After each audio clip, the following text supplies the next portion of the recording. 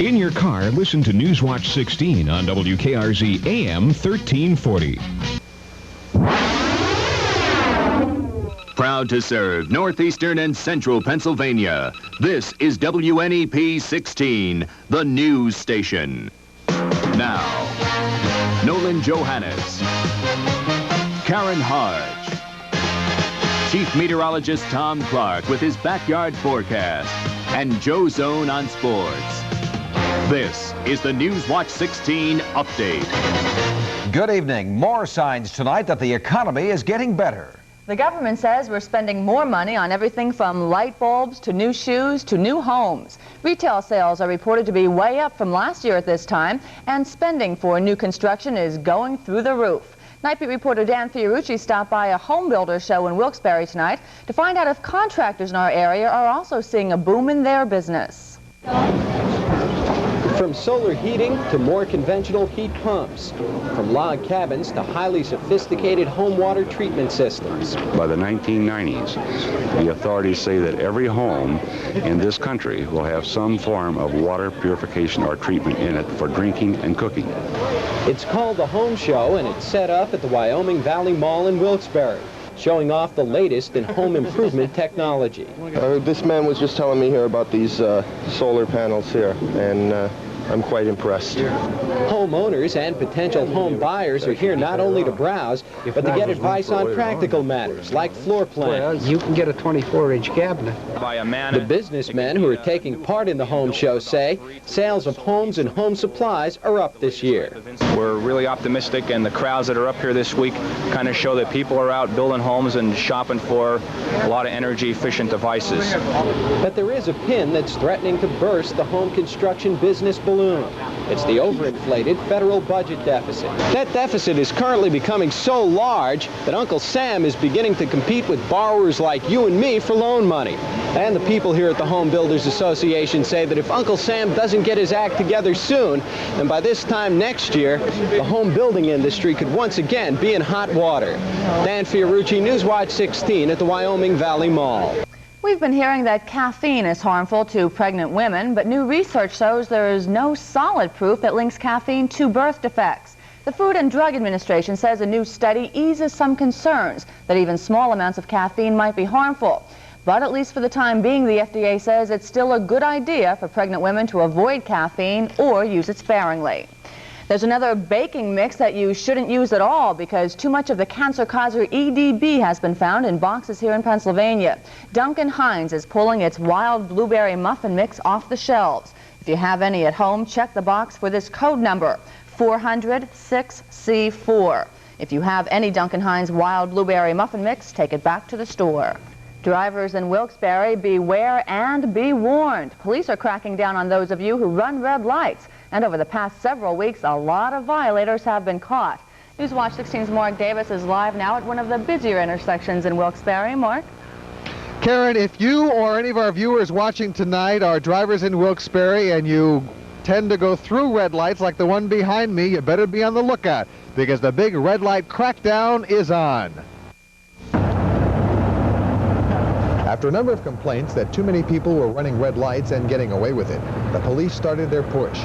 Increased patrols at busy intersections. Between calls, officers are posted at various spots trying to cut down on the violators. The police patrol different intersections at different times, so you never know when or where you're going to get stopped.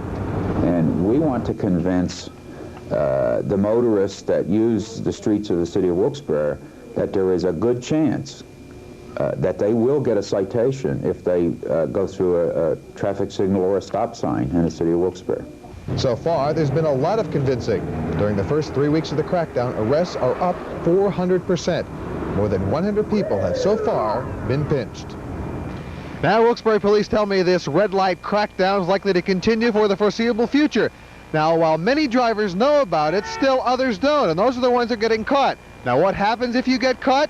Well, it's going to cost you $47.50, and it's also going to cost you 3 points against your driver's license. So running a red light is not to be taken lightly. Mark Davis, Newswatch 16, live with the Instacam in Wilkes-Barre. Karen, Nolan? Okay, Mark, we'll be careful. It could cost you more to go to a state university. That is, unless our state lawmakers increase the amount of funding Governor Thornburg thinks the schools should have. Pennsylvania's 14 state-owned universities, like Bloomsburg State University here in Columbia County, charge students over $1,700 a year. But education officials say tuition could go up by more than $200 a year, or programs could be cut if more state money is not put into the budget for next year. Our chief meteorologist, Tom Clark, is standing by for the forecast. I think you better hold on to his hat. It was awfully windy out there today. It sure was. I think it's safe to say that March came in like a lion today, huh? But I'll be out in all that wind when we come back to tell you when I think the next storm will hit. Stay tuned.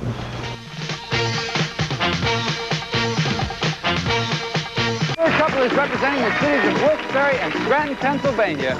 America's hottest television dance show is coming back to Northeast Pennsylvania. WNEP TV and KRZ-FM will host 4 audition sessions at the New Hilton in downtown Scranton. From disco to new wave, jazz to polka, whatever kind of dance you can do, come down and audition. You might dance your way to California, but appear on Dance Fever. Since there are only 4 sessions, reserve your time now. Call KRZ-FM or WNEP TV. A power surge at a utility transformer cooked up more than the food on the stove tonight at one Wilkes-Barre home. Neighbors of the Nardone residence on Plymouth Avenue saw the power line coming into the house sparking. They called firemen to the scene. Inside, the sudden surge caused both a refrigerator and a TV set to burn out. A PP&L crew right now is repairing the transformer on the Wilkes-Barre street. 4 homes are temporarily without power. And Tom says another storm is coming. I don't know, rain or snow. What kind, Tom? Okay. Karen will address that question in a little bit.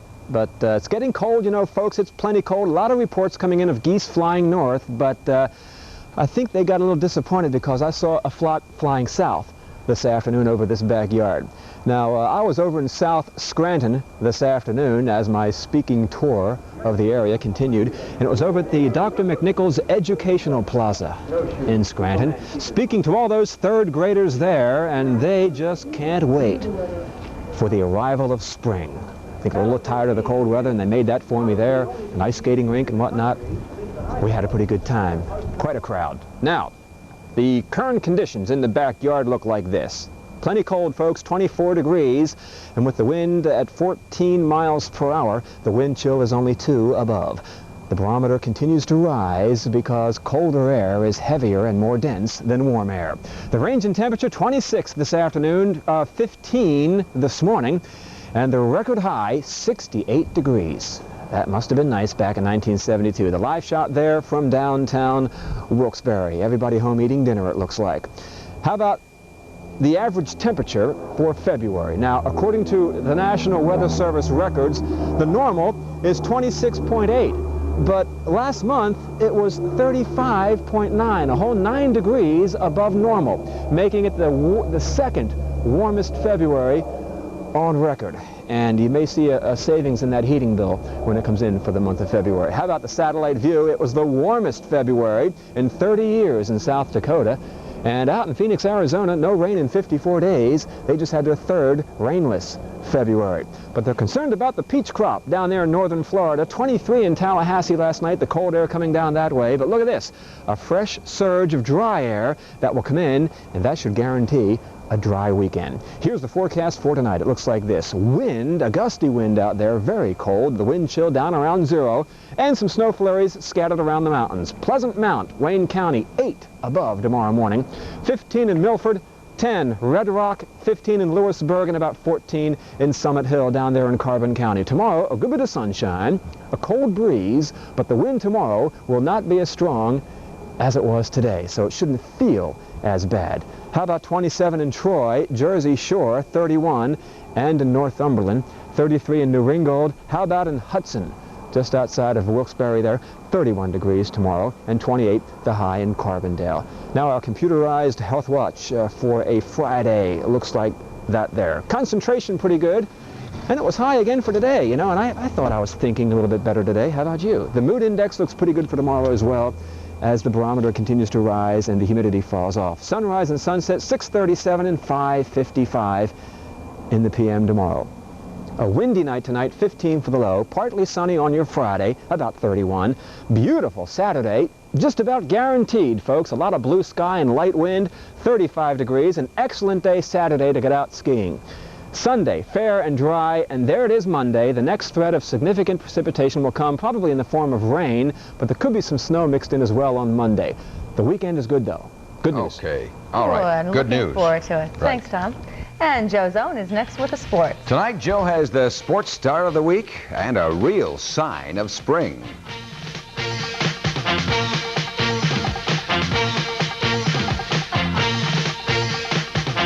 Hey, Joe.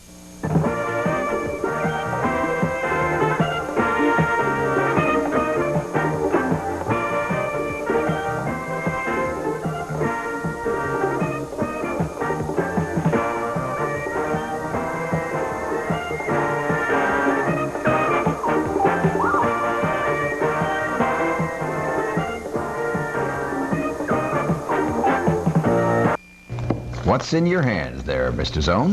You know, we're always talking about all the pamphlets and things that the other schools send out to promote their All-Americans. Here's this Bloomsburg University on Barry Francisco out of GAR. They say, you know, candidate for All-American. Just let you know our local people are doing. He's a senior this year. Francisco, incidentally, was selected as a Pennsylvania Conference first-team All-Star. And 3 local kids were named to the Mid-Atlantic All-Star team today. Rick Schaefer of Wilkes-Barre, Billy Beswar of the University of Scranton, Mickey Banis, 2 from the U. Jeff Jones, for the 2nd year in a row, was named to the 2nd team. High school playoffs continue tonight. Districts 4, 11, and 2. A couple of big doubleheaders at the CYC in Scranton and King's College in Wilkes-Barre.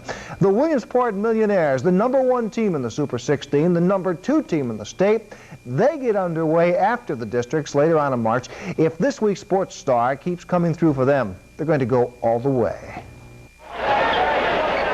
Mextorf is one of the top players in northeastern Pennsylvania. 6'6", 230-pounder. He can get tough under the boards and just as easily lay the ball softly off the glass.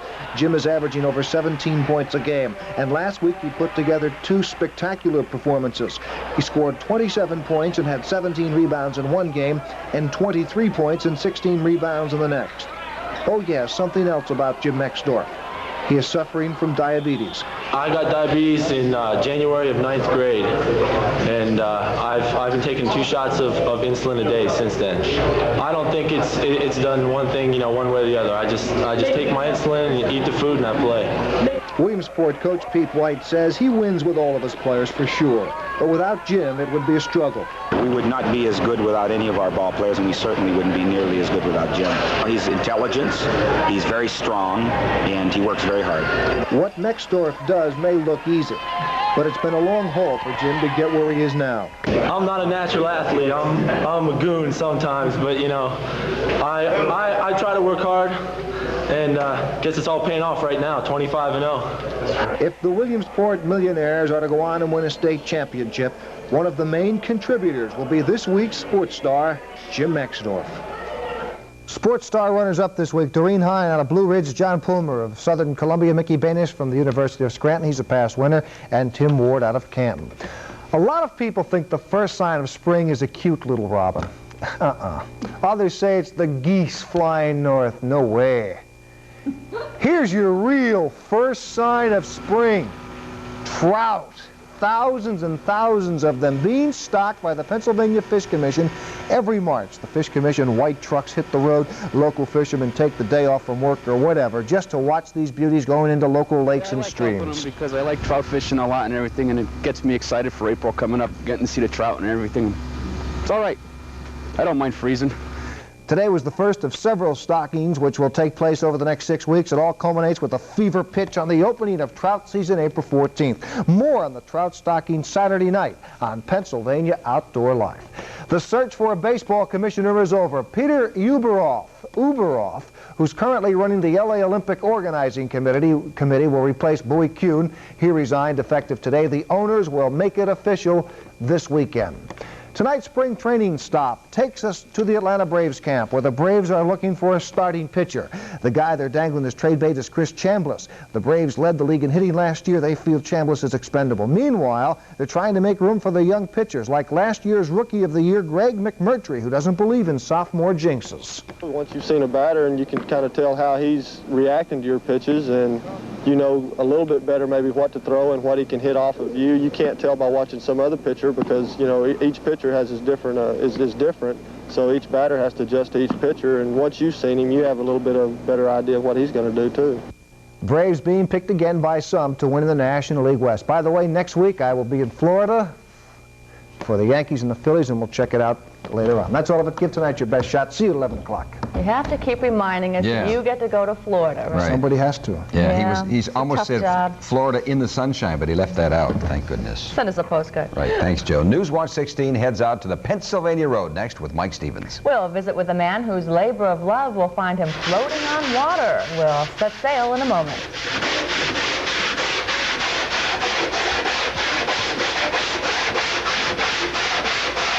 Everything from whitewater to black powder to beavers, biking, and bows. From copperheads to whitetails to casting, calling, and crows.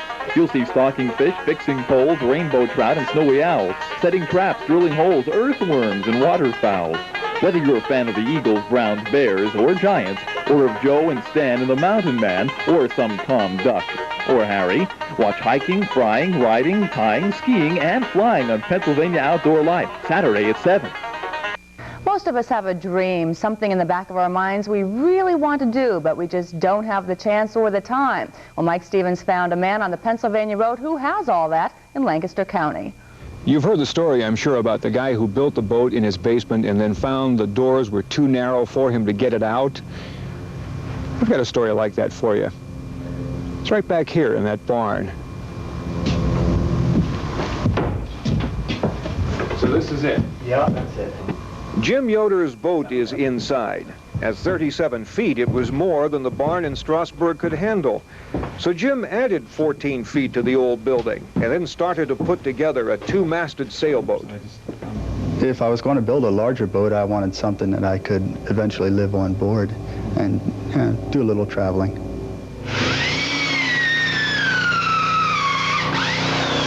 So Jim's boat has grown and grown, mahogany plank by plank, each screwed and glued into place, each piece going together to make a hull.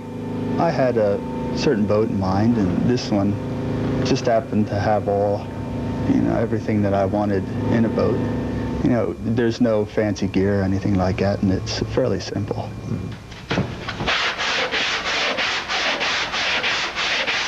If a hull is smooth and cuts the water like a knife, it's said to be a fair hull.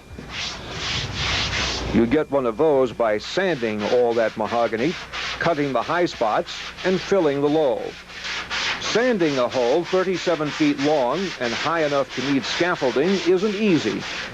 But then the good things in life seldom are. So maybe by next spring, Jim's sailboat will be able to leave these tight quarters. He'll have to tear down part of the barn to do it, but it'll be worth it. See this handmade lady with the fairest of hulls floating free in the water. What a sight she will be. If I'd wait any longer, something might come up that I couldn't, that would keep me from doing it altogether. So I thought, why not do it now? And, if I don't do it or if I fail, well, it's no great loss. The true loss here would have been Jim not trying to do what he really wanted. I'm Mike Stevens, Newswatch 16, on the Pennsylvania Road in Strasburg, Lancaster County.